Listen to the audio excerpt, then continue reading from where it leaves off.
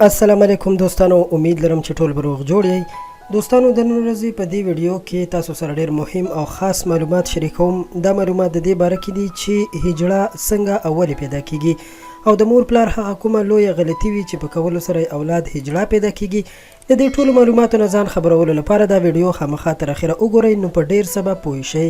دوستانو زموږ ستاسو دا ایمان دی چې د الله پاک خوښه وي نو چاله اولاد ورکوي، او که خوښه نه وي نو هیڅ چاله اولاد نه ورکوي، او چاله زامن ورکوي، چاله لورګانې ورکوي، او داسې خلک هم شته چې اولادونه یې بیخي نه وي.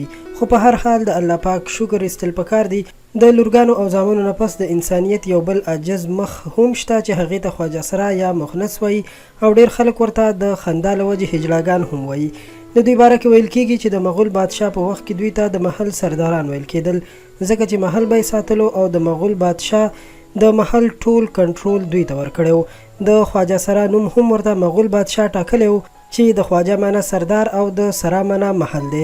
خو د مغول دور حکومت نه پس په هر علاقه کې د دې خلکو تذلیل شروع شو، او اخیر دوی داسې شول چې نن سبا ورته خلک د انسانانو نظر هم نه کوي، او دوی نن سبا د مجبورۍ نه په ودونو، پارټیانو، پروګرامونو کې ګډیږي او یا چرته خیر خیرات غواړي. اوس در سره د دې باره کې معلومات شریکوم چې هجړاګان څنګه پیدا کیږي. د بایولوژیکل ساينس د ریسرچ له مخې چې پکې ویل کیږي د سړي او ښځې په وجود کې د ماشوم د پیدایش لپاره کروموسومز موجود وي، چې د ښځې وجود کې ایکس کروموسومز وي او د سړي په وجود کې ایکس واي کروموسومز وي.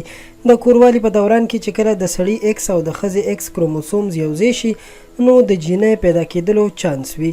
خو که کله ایکس او واي یوځای شي نو بیا د نارینه اولاد پیدا کېدو امکانات ډیر وي.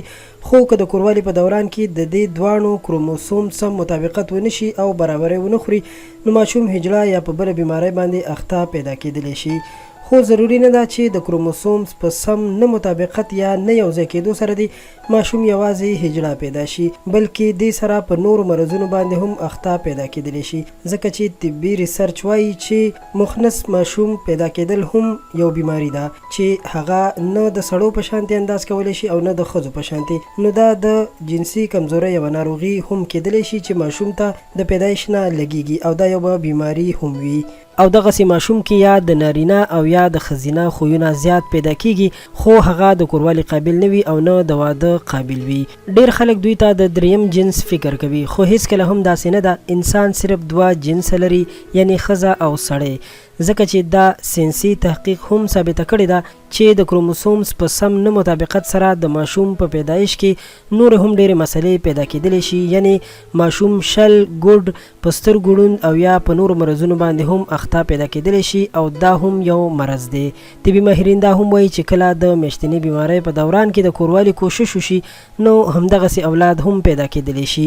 نو د دې خبرو باید ډیر زیات خیال وساتل شي، او هجړاګانو ته په وراثت کې هم حصه ورکول پکار دي، یعنی چې د چا دغسې اولاد وي نو هغه ته به په وراثت کې پوره حصه ورکوي، او دا د اسلام حکم دی. خو زموږ په معاشره کې خلک هجړاګانو ته په بده سترګه ګوري، نو هیڅکله هم چاته په بده سترګه کتل نه وي پکار، ځکه چې که نن یو څوک چا پسې وخاندي نو الله پاک به د هغه په کور کې هم دغسې اولاد پیدا کولی شي. نو څنګه چې د نورو انسانانو قدر پکار دی داسې د دوی هم قدر کول پکار دی، ځکه چې دا د الله پاک مخلوق دی او ډیر عاجزه انسانان دي، او د الله مخلوق ته هیڅکله هم په سپکه سترګه کتل نه وي پکار. امید لرم چې ویډیو به مو خوښه شوې وي. خپل نظر سره کمنټ کې خامخا شریک کړئ او خان کلیک چینل در سره سبسکرایب کړئ. تر بیا د الله په امان.